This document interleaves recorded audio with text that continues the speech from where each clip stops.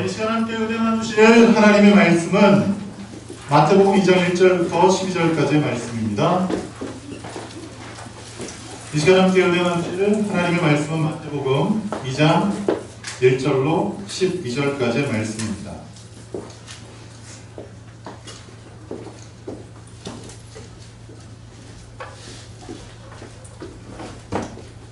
마태복음 2장 1절부터 12절까지의 말씀을 우리 다같이 한 목소리로 합독하겠습니다. 시작!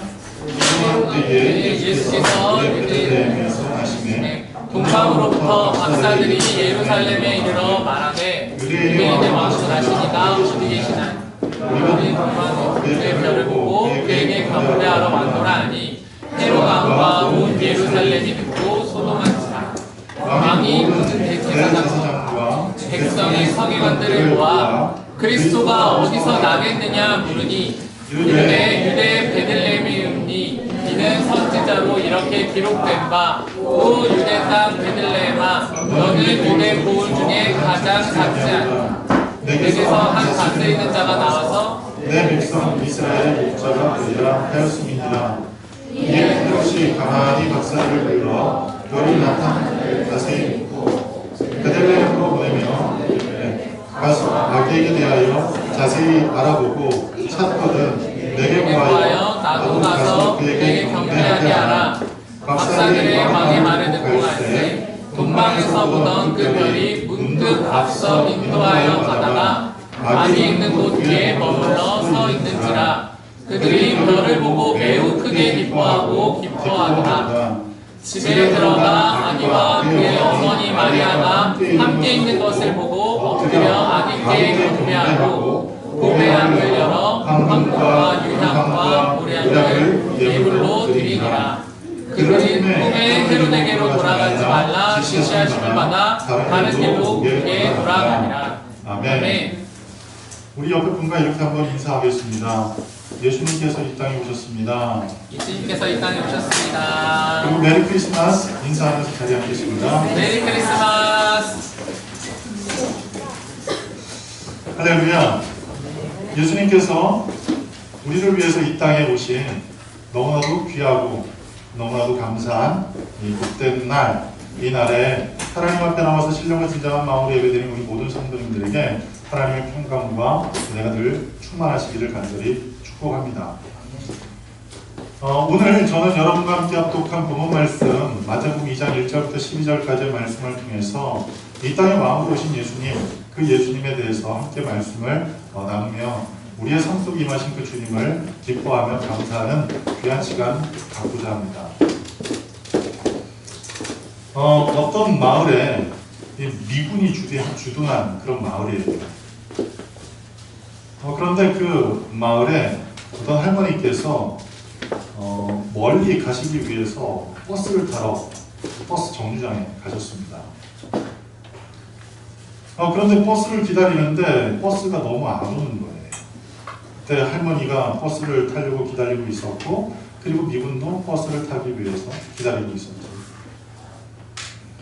한참을 기다려도 버스가 안 오는데 저기 멀리서 이 버스가 오는 것을 할머니가 본 거예요. 할머니가 버스가 오는 것이 너무나 반가워서 너무나 기쁜 나머지 이렇게 얘기를 하는 거예요. 왔대! 그런 거예요.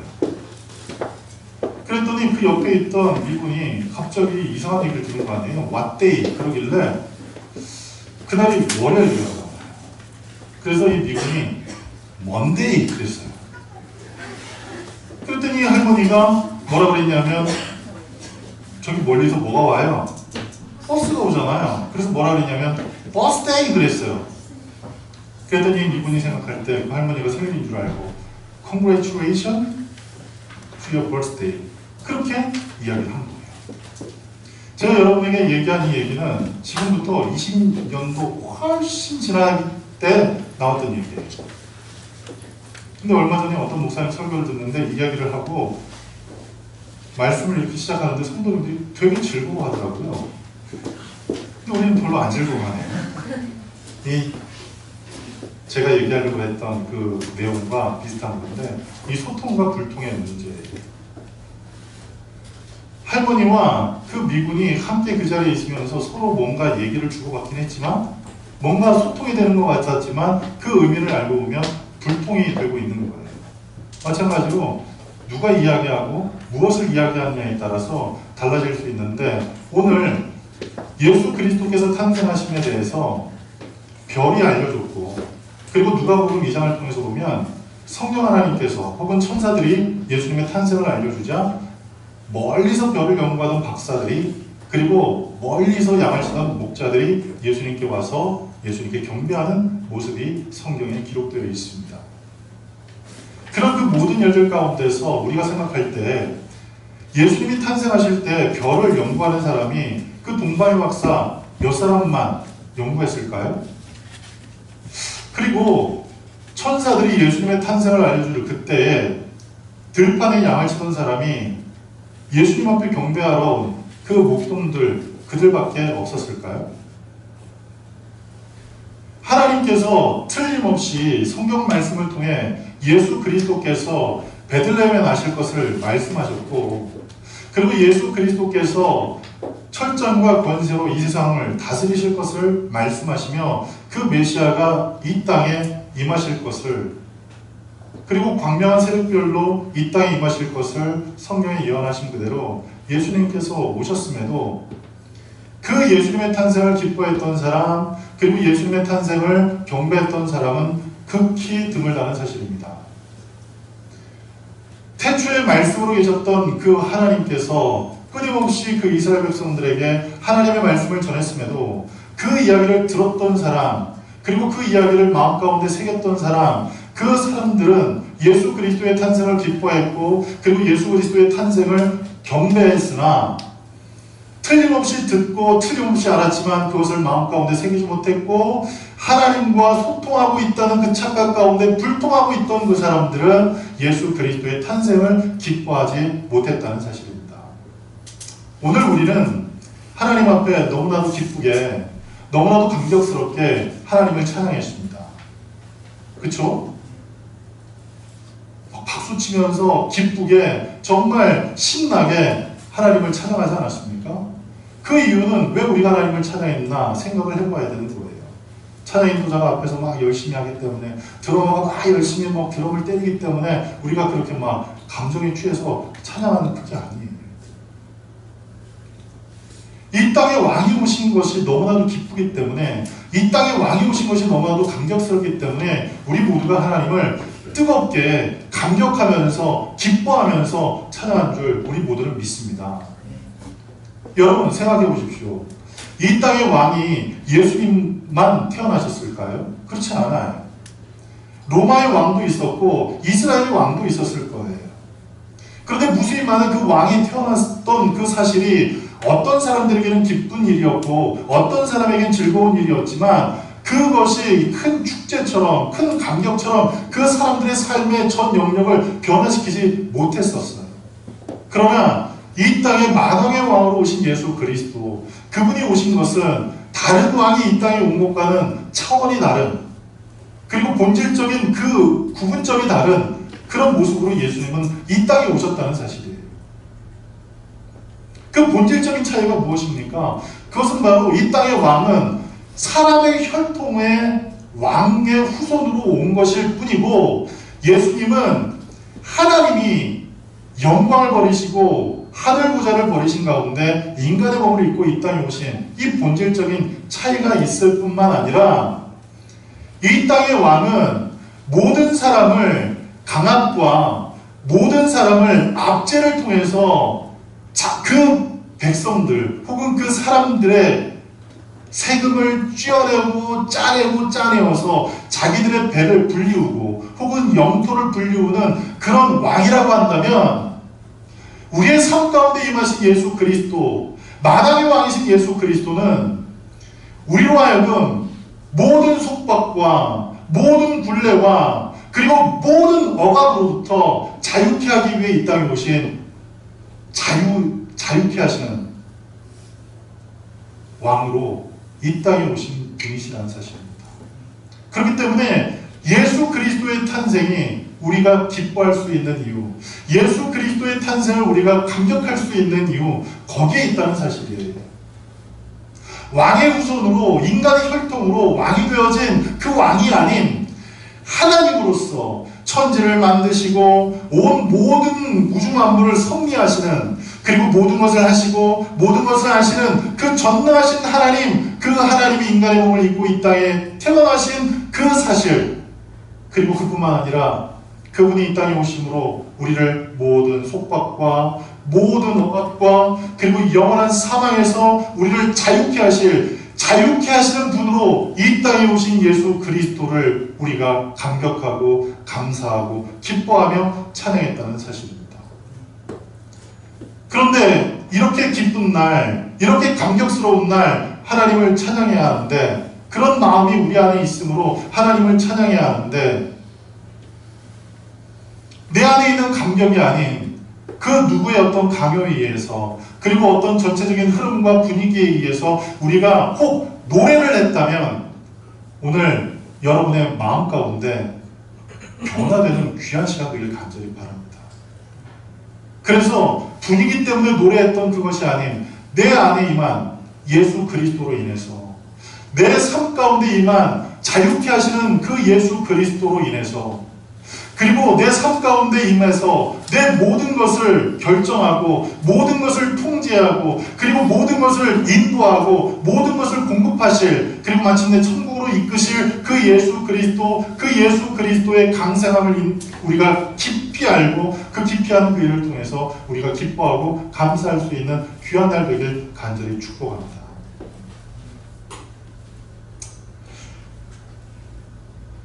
오늘날 많은 나라가 대통령이 있고 수상이 있죠. 그런데 어떤 나라는 아직도 왕이 있는 나라가 있어요. 아직도 왕이 있는 나라, 여러분 어디가 생각이 납니까? 안 나요? 어디가 생각나니? 그렇죠. 안 나는 영국에서 왔어요.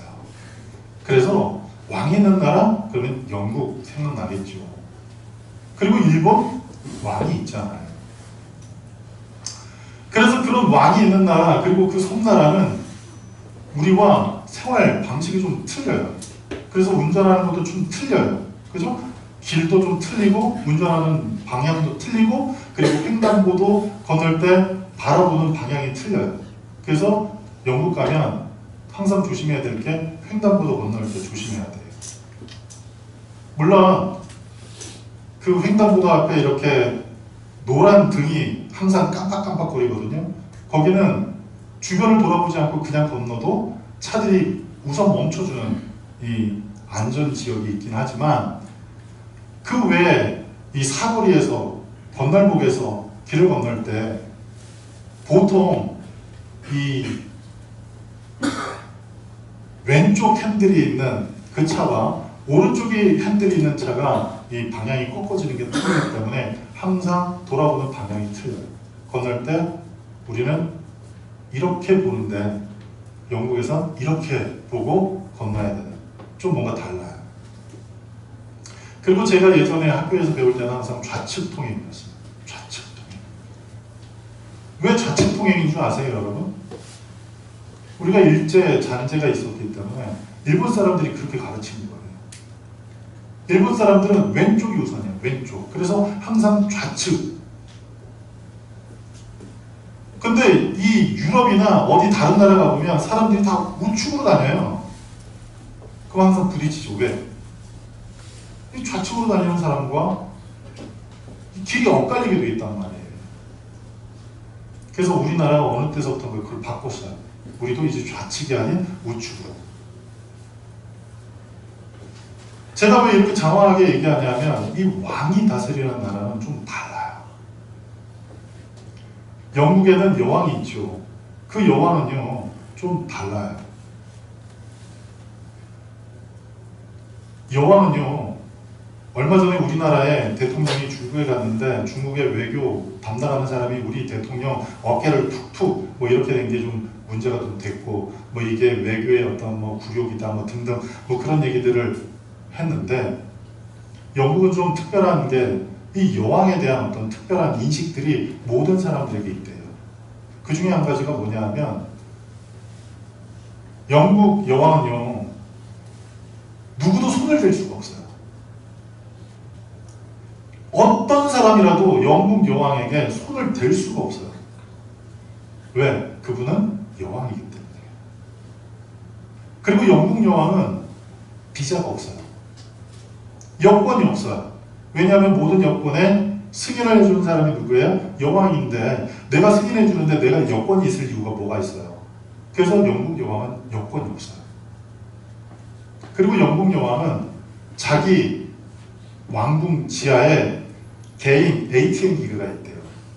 그래서 언제든지 필요하면 이렇게 돈을 찾아 쓸 수 있는 그런.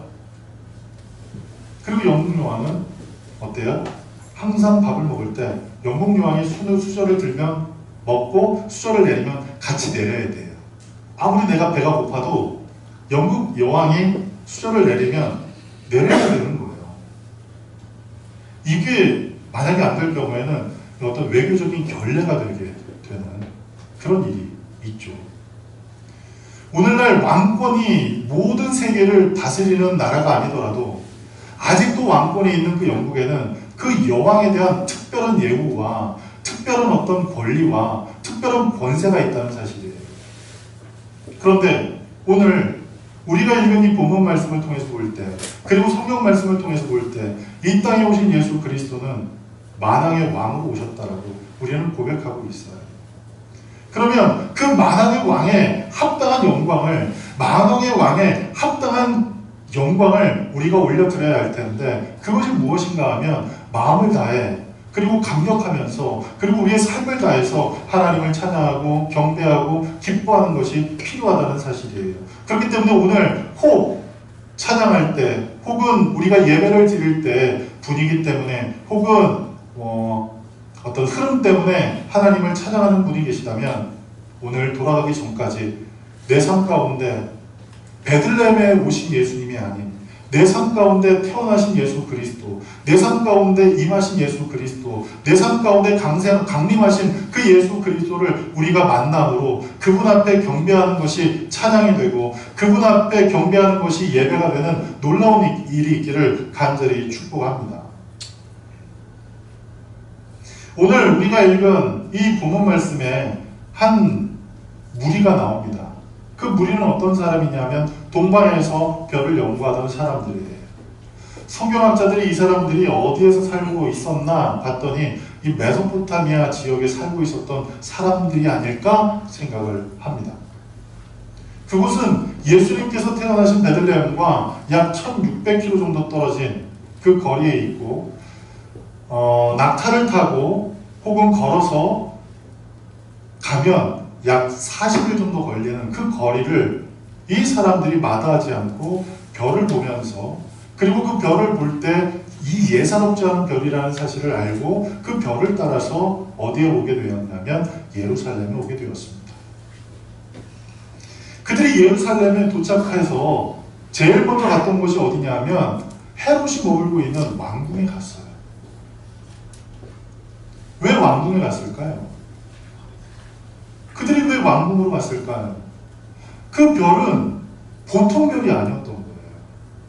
그냥 예사로운 별이 아니었던 거예요.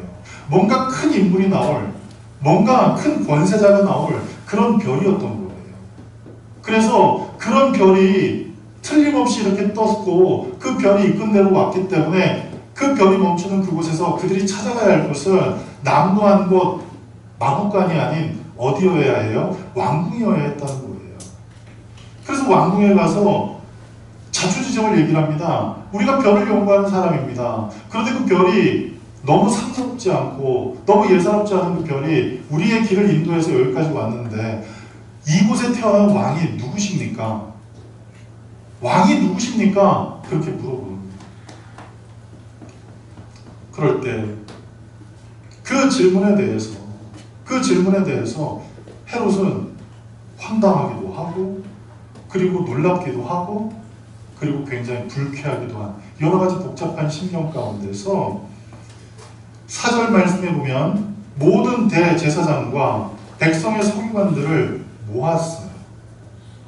그리고 이 별이 이끄는 대로 이 사람들이 왔는데 오늘날 이 별이 이끈 그 사람이 태어난 곳이 태어난 사람이 누구냐? 그리고 그 태어난 사람이 어디냐? 이렇게 묻습니다.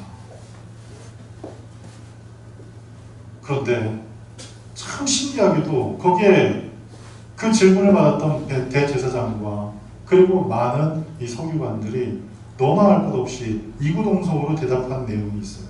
그것은 뭐냐 하면 유대 땅 베들레헴아 너는 유대 고을 중에 가장 작지 아니하구나.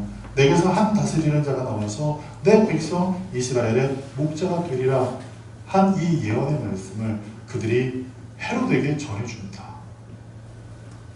그러면서 그분이 어디에 태어나실 것이라고 얘기를 합니까? 베들레헴에 태어나실 것을 이야기해 줍니다.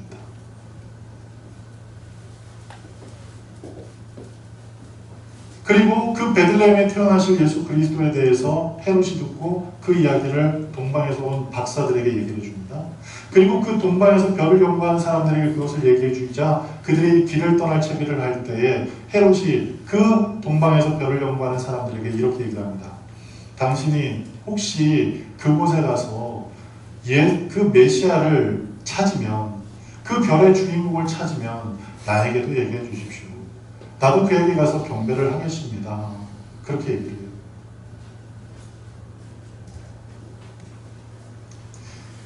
그런데 이게 맞는 얘기인지 모르겠지만 민수기 24장 17절에는 참 놀라운 말씀이 나와요. 민수기 24장 17절 말씀에는 참 놀라운 말씀이 나오는데 그 말씀이 뭐냐면 한 별이 야곱에게서 나오며 한 홀이 이스라엘에게서 일어나서라는 말씀이 나와요. 한 별이 야곱에서부터 나온다. 그래서 어떤 성경학자는 그렇게 얘기를 합니다. 아마 동방에서 온 그 박사들이 이 민수기 24장 17절 말씀을 알고 있었던 것 아니냐. 그래서 그들 가운데서 별을 연구하는 사람들이 그 내용을 알고 있었던 사람, 그 일련의 무리들 가운데서 그 별을 연구하는 많은 사람들 가운데서 유독 민수기 24장 17절을 알았던 그 사람들이 그 별을 보고 이제 한 다스릴 왕이 나올 걸 알았기에 그 별을 따라서 온 것 아니겠느냐. 그 증거로 그들이 그냥 별을 따라서 올 때 그냥 온 게 아니라 거기에 뭐를 담고 왔어요? 황금과 유향과 모략을 담고 왔다는 사실이에요. 보통 외국에서 다른 나라에 갈 때 사절단으로 가는 사람들이 대부분 무엇을 가지고 가냐면 황금을 가지고 간대요. 예전에 우리나라가 중국에 사절단으로 갈 때 그리고 일본에 사절단으로 갈 때 무엇을 가지고 갔냐면 이 황금을 가지고 갔다는 기록들이 있어요. 그 이유는 그 왕에게 대한 예우 차원에서 왕에 대한 예우 차원에서 황금을 가져갔다는 거예요. 그런데 동방 박사들이 무엇을 가지고 왔어요? 황금을 가지고 왔어요. 그것은 그 별이 자기들이 연구한 그 별이 자기들이 보고 따라온 그 별이 예사롭지 않은 만왕의 왕 만주의 주가 될 그 어떤 분이 태어날 것이라는 사실을 그들이 알았기에 거기에 황금을 담아갖고 왔다는 사실이에요. 그래서 그들이 그 별을 연구하는 가운데서 예수 그리스도 앞에 와서 황금을 드리고 유향을 드리고 모략을 드리며 경배를 했죠. 자, 여기서 우리가 한 가지 주목해야 할 사실이 있어요. 계속 얘기하지만 별을 연구한 사람이 이 사람들만 있지 않았을 거란 말이에요. 다른 사람들도 별을 연구했을 거란 사실이에요. 그런데 만약 제가 말씀드린 대로 민수기 24장 17절에 있는 그 말씀을 이 별을 연구하던 사람들이 알았고 그 말씀을 생각하는 가운데서 동방에서부터 메시아가 어디서 태어날지를 궁금해하면서 그것을 묻기 위해 예루살렘까지 이 사람들이 왔다고 한다면 그 많은 별들을 연구하는 사람들 가운데서 하나님의 예언의 말씀을 붙드는 사람과 그렇지 않은 사람들의 삶의 모습이 달라진다는 거예요. 과학을 연구하는 사람들이 하나님을 아는 사람 가운데서 과학을 연구하는 사람과 하나님을 모르는 가운데 과학을 연구하는 사람들의 삶의 결과, 연구의 결과, 그리고 삶의 모든 질이 달라진다는 사실입니다. 과학은요 굉장히 논리적인 것 같으나 어떤 부분에서는 우연을 쫓는 게 과학입니다.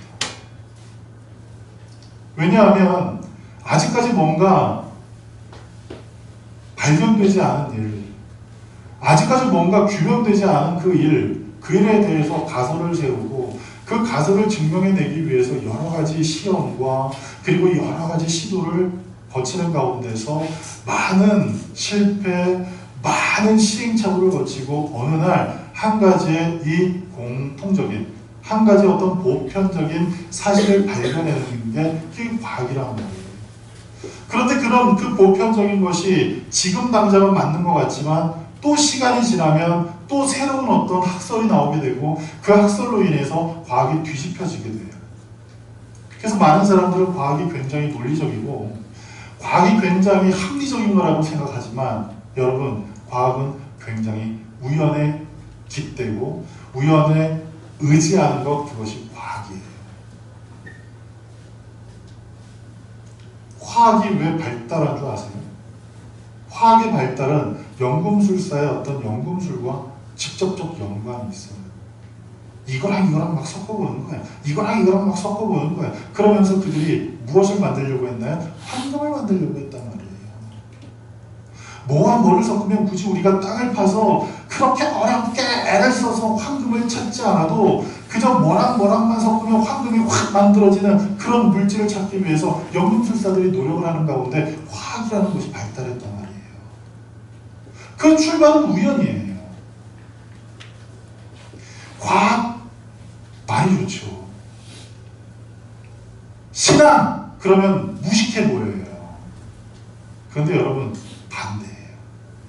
과학은 굉장히 우연을 의지하는 거고 우연의 어떤 이 출발점에 서 있다고 한다면 기독교 신앙은 너무나 확실한 사실 가운데 선 것. 그것이 기독교 신앙이에요. 오늘날 우리를 위해서 예수 그리스도께서 태어나셨다는 이 사실, 그 사실은 그저 많은 사람들 가운데 누구 한 사람이 태어났다는 그 의미가 아닙니다. 그리고 인간의 혈통으로 그 누구의 피를 받아서 왕으로 태어났다는 의미가 아니에요. 다윗 왕의 혈통으로서 이스라엘의 왕족으로 예수님이 태어났다는 의미가 아니라는 사실이에요. 하나님이신 예수님이 이 땅에 오신 것, 하나님이신 예수님이 이 땅에 인간의 몸을 입고 오신 것, 그것이 예수 그리스도의 탄생이라는 사실을, 그리고 그 탄생의 그 이면에는 성령 하나님의 잉태하게 하심과 그리고 성령 하나님이 알려주심과 그리고 하나님의 천군 천사들이 그것을 지켜 보호하신 그 모든 것이 합력하여 오늘날 예수 그리스도께서 탄생하게 되는 놀라운 일이 있었음을 성경이 말씀하고 있다는 이 사실이 과학에서는 비과학적이다, 비합리적이다 얘기할 수 있으나 우리는 그것은 필연이요, 우리는 그것은 너무 명확한 사실이요, 그것은 확실한 진리라고 우리는 알고 있다는 사실이에요. 그리고 그 진리를 알고 그 진리를 믿고 사는 사람들은 이 세상에 우연을 의지하며 살지 않아요. 어떻게 하면 되겠지? 살다 보면 되겠지? 어떻게 하면 또 될 거야? 이게 아닌 됩니다. 할 수 있습니다. 이루어집니다라는 그 확신 가운데 우리는 살아갈 수 있는 사람들이 되어지게 되는 거예요. 그래서 오늘날 예수 그리스도께서 태어나신 그 사실, 그 사실에 대해서 동방에서 연구했던 그 별을 연구했던 그 사람들이 하나님을 알았다는 그 명확한 증거는 없으나 그래도 민수기에 나와 있는 이 말씀, 그리고 요한계시록에 나와 있는 그 광명한 새벽별로 이 땅에 오실 그 예수님에 대한 그들이 그 지식이 있었을 때 있다는 그 가정하에 우리가 생각해보면 하나님을 믿는 믿음 가운데 사는 사람과 하나님이 계시지 않다는 그 믿음, 그 생각 가운데 사는 사람들의 삶의 차이는 너무나 명확하게 바뀔 수 있고 구별될 수 있다는 사실을 우리가 알고 이 땅에 왕으로 오신 예수 그리스도, 그분이 우리에게 오신 그 사실을 증명해 보아야 되겠다. 그리고 또 그것이 명확한 사실로 내게 확 와야만 되겠다. 그런 과학적으로 증명돼야 되겠다라는 그런 이 믿음이 아닌 너무나 확실한 진리 가운데 서 있지 않은 그 사실 앞에 우리가 서 있지 않기를 예수 그리스도, 그 왕으로 오신 예수 그리스도의 탄생을 맞이하는 이때 저와 여러분의 마음 가운데 있길 간절히 바랍니다. 오늘 특별히 이 동방에서 온 박사들이, 동방에서 벽을 연구하던 사람들이 예수님께 와서 선물로 드렸던 이 황금과 유향과 모약, 이것은 뭐 여러 가지 의미가 있겠죠. 왕으로 오신 분에 대한. 그리고 유향이라는 것은 대제사장이 성막에서, 성전에서 성전에 아름다운 향기를 나도록 하는 그걸로 재료로 사용했던 게 유향이거든요. 그래서 예수 그리스도의 대제사장 되심을 인정하는 그 의미로서 유향을 드렸다라고 그렇게 또 해석을 하죠. 그리고 또 한 가지는 이 모약. 이 모약은 시신을 부패하지 않도록 사용하는 것, 그것이 모약이에요. 그래서 전승에 의하면 예수님께 드렸던 그 모약, 그것을 마리아가 잘 보관하고 있었다가 예수 그리스도께서 돌아가실 때 그 모약을 예수님께 발랐다. 뭐 그런 전승도 있지만 그것은 확인된 바가 아닙니다. 예수님의 시신에 그것을 굳이 바르지 않아도 예수님은 부활하실 것이니까. 그런데 이 모약은 무엇을 상징하는가? 예수 그리스도께서 부패하지 않고 다시 살아나실 것을 의미하는 그런 관점에서 그들이 황금과 유향과 모약을 가지고 와서 예수님께 경배했다고 그렇게 이야기를 합니다. 여러분, 우리가 왕으로 이 땅에 오신 예수님에 대해서 어떻게 반응하고 어떤 모습으로 하나님 앞에 서야 할지 오늘 성경은 우리에게 가르쳐주고 있습니다. 이스라엘 백성도 아니었고 이방 사람이었던 이 메소포타미아에 있었던 그 사람들이 메시아이신 예수님이 이 땅에 오심을 경배했고 기뻐했고 그리고 그 앞에 자기에게 있어서 가장 소중한 선물을 다 내어드렸던 그 모습과 같이 우리의 삶 또한 왕이신 예수 그리스도 앞에 우리가 어떤 모습으로 서야 할지를 다시 한번 생각할 수 있는 이 성탄절들에게 간절히 축복합니다. 그리고 누가복음 2장 8절부터 14절에 보면 놀라운 말씀이 나오죠. 누가복음 2장 8절부터 14절의 말씀에 보면 천군 천사가 하늘로부터 목자들에게 나타나서 그들에게 큰 기쁨의 좋은 소식을 알려줍니다. 그 큰 기쁨의 좋은 소식이 무엇이냐면 너희를 위해서 구주가 나셨다는 사실이에요. 여러분, 오늘날 예수 그리스도께서 이 땅에 오신 것은 나를 위해서 구주가 나신 사실을 우리가 아는 것이 필요합니다. 그럴 때 그 일로 인하여 우리가 하나님 앞에 감사할 수 있습니다. 제가 지난 금요일날 여러분에게 금요일날 예배 나오신 분들에게 말씀을 전하며 그런 얘기를 했죠. 우리의 삶 속에 감사의 고백이 없는 이유, 우리의 삶 속에 하나님의 자녀이지만 하나님의 백성이지만 감사의 고백이 뜸해지고 그리고 점점 사라지는 가장 큰 이유는 다른 이유가 없다고. 하나님이 내 안에 살아계시지 않기 때문이라고 제가 말씀을 드렸잖아요. 예수 그리스도께서 내 안에 살아계시지 않기 때문이라고 말씀을 드렸잖아요. 구주가 태어나셨다는 사실. 그런데 그 구주는 우리를 죄에서 구원할 그 구주는 누구의 구주? 나의 구주라는 사실이에요. 그 사실이 내 마음 가운데 믿어지는 사람들, 그 사실이 깨달아지자 그 양을 치던 목자들이 그 양을 치던 그 현장에서 벗어나서 천사가 알려주는 곧 예수님이 태어나신 그 자리에 가서 예수님의 탄생을 기억하며 기뻐하며 그 앞에서 경배했다는 사실이에요. 사랑하는 성도 여러분, 예수 그리스도는 이 땅에 왕으로 오신 분이십니다. 비록 그의 탄생의 그 자리가 왕궁이 아니었고 비록 그 탄생의 그 모습이 왕의 아들로서 축제와 그리고 많은 사람들의 기대와 그리고 많은 그 아름다운 존귀한 것들이 다 구비되어진 그 자리에서 그 예수님이 태어나지 않으셨다 하더라도 그분은 왕으로 이 땅에 오신 분이세요. 성경은 그 왕으로 오신 예수님을 이렇게 표현합니다. 그분은 평강의 왕이라고 얘기합니다.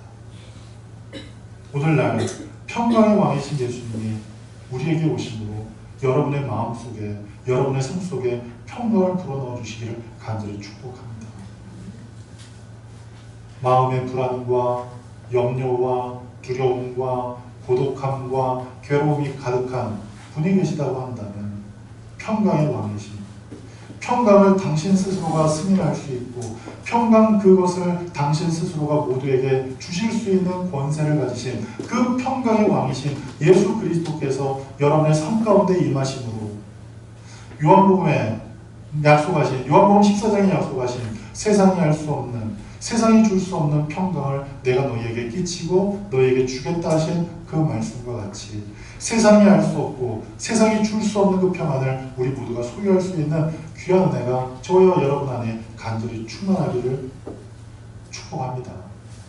그래서 그 평강이 저와 여러분의 그 심령 가운데 충만하고 우리의 그 마음의 평안을 그 누구도 흔들지 못하는 귀한 은혜가 저와 여러분 안에 있길 간절히 바랍니다. 그리고 성경은 그분은 생명의 주라고 생명의 왕이라고 말씀합니다. 왜냐하면 예수 그리스도는 우리의 영혼과 육신을 함께 멸하실 수 있는 능력을 소유하신 분이에요. 그런 능력을 소유하신 그 예수 그리스도께서 우리에게 오셔서 영원한 사망 가운데 있는 우리를 영원한 생명 가운데로 이끌어 주셨습니다. 그리고 죄와 허물로부터 우리로 하여금 의문에 쓰여진 그 증서로 이 사람은 죄의 종, 이 사람은 사망의 종, 이 사람은 저주의 종이라고 얘기하는 그 증서를 예수 그리스도께서 다 패하시고 다 찢어버리시고 우리로 사랑의 아들의 나라로 하나님 나라의 시민으로 하나님의 자녀라는 그 증서로 우리에게 확증해 주시는 그 놀라우신 은혜를 허락하시는 분이 예수님이라는 사실을 우리 모두는 믿어야 할 것입니다. 그래서 그 생명의 주인이신 생명의 왕이신 예수님이 내 안에 있으므로 날마다 저와 여러분 안에 생명의 역사가 끊이지 않게 일어나기를 간절히 축복합니다. 비록 어제 죽을 것 같았어요. 아파서 죽을 것 같았고 배고파서 죽을 것 같았고 그리고 답답해서 죽을 것 같았고 피곤해서 죽을 것 같았고 졸려서 죽을 것 같았고 배불러서 죽을 것 같았고 재밌어서 죽을 것 같았고 그리고 신나서 죽을 것 같은 그런 어제 그 삶을 혹 우리가 보냈다 하더라도 오늘 이 하루를 예수 그리스도께서 생명 주심으로 살아가고 그리고 나에게 생명 주신 그 주님께서 나에게 호흡 주시고 그리고 나에게 생명 주셔서 이 하루를 살아갈 수 있도록 하시는 그 생명의 주권자 예수 그리스도를 인하여 하나님 앞에 감사할 수 있는 귀한 일이 있길 간절히 축복합니다. 그리고 성경은 우리 주 예수 그리스도를 겸손의 왕이라고 얘기하십니다. 많은 사람들을 위해 군림하고자 많은 사람들 위해 이 권세자로 세움받고자 예수님께서 이 땅에 오신 것이 아니에요. 오히려 자기를 비워 종의 형상으로 모든 사람을 섬기기 위해서 오셨어요. 그렇게 섬기실 때 그 섬기시는 그 섬김을 통하여 빌립보서 2장 말씀하시죠. 모든 권세가 그 이름 앞에 무릎 꿇는 역사가 있게 되었다는 사실입니다. 그래서 그 겸손의 왕이신 예수 그리스도께서 여러분의 삶 가운데 임하심으로 우리를 겸손의 자리로 이끌어 날마다 하나님께서 우리의 삶 가운데 임하시도록 날마다 하나님께서 우리의 삶 가운데 역사하시도록 하는 놀라운 일이 우리 안에 넘쳐나기를 간절히 축복합니다. 2000년 전에 예수 그리스도께서는 머물 곳이 없어서 마국간에 가셔야 했습니다. 많은 사람들이 너무나도 분주했고 많은 사람들이 저마다 자기의 유익을 찾기 위해서 마치 선착순처럼 다 자기가 필요한 그 집들을 다 차지하고 있었기에 빈 곳이 없었어요. 빈자리가 없었어요. 그래서 결국 예수 그리스도께서 마국간에 거하셔야 했고 그곳에서 태어나셔야 했었습니다. 오늘날 이 시대를 살고 있는 우리가 예수 그리스도의 성탄을 기뻐하고 감사하고 감격하며 하나님 앞에 나온 우리 모두가 이와 같은 모습이 아니길 간절히 축복합니다. 왕이 우리에게 오시는 날입니다. 평강의 왕이신 생명의 왕이신 겸손의 왕이신 그 예수 그리스도께서 우리에게 오시는 날입니다. 그 날을 우리가 어떻게 준비해야 하겠습니까? 그 날을 우리가 어떤 모습으로 준비해야 하겠습니까? 하나님의 약속의 말씀을 붙잡고 우연이 아닌 필연이라는 그 사실을 기억하면서 왕이신 그 예수 그리스도를 위해 우리의 삶의 가장 소중한 그 자리를 비워드릴 수 있는 그리고 내어드릴 수 있는 우리 모두가 되길 간절히 축복합니다. 그리고 왕으로 오신 그 예수 그리스도께서 내 삶 가운데 왕으로 임하셔서 나를 점령하시고 나를 주장하시고 그리고 나를 이끌어 가시도록 우리의 삶에 모든 것을 전폭적으로 내어드릴 수 있는 그 귀한 날이 바로 오늘 이날, 곧 왕으로 이 땅에 오신 그 예수님을 기뻐하고 감사하고 감격하는 이 귀한 날이 되길 간절히 축복합니다. 모두가 다 내가 주인공이 되기 위해서, 모두가 다 내가 주인공이 되어 모든 것을 내가 다 통제하기 위해서, 그리고 모든 것을 다 내가 누리며 모든 것을 내가 다 만들며 살아가고자 애를 쓰는 이 세상 가운데 전쟁이 생겨나게 됐고, 분쟁이 생겨나게 됐고, 다툼이 생겨나게 됐고, 그리고 시기와 질시와 반목이 생겨나게 되었다는 그 사실을 기억하면서 오늘 우리의 삶 속에 영원한 평강의 생명의 겸손의 왕이신 예수 그리스도께서 임하심으로 내 삶이 하나님께서 가장 기뻐하시는 삶의 모습으로 점점점 세워져 나갈 수 있는 귀한 출발점 되시기를 간절히 축복합니다. 기도하겠습니다.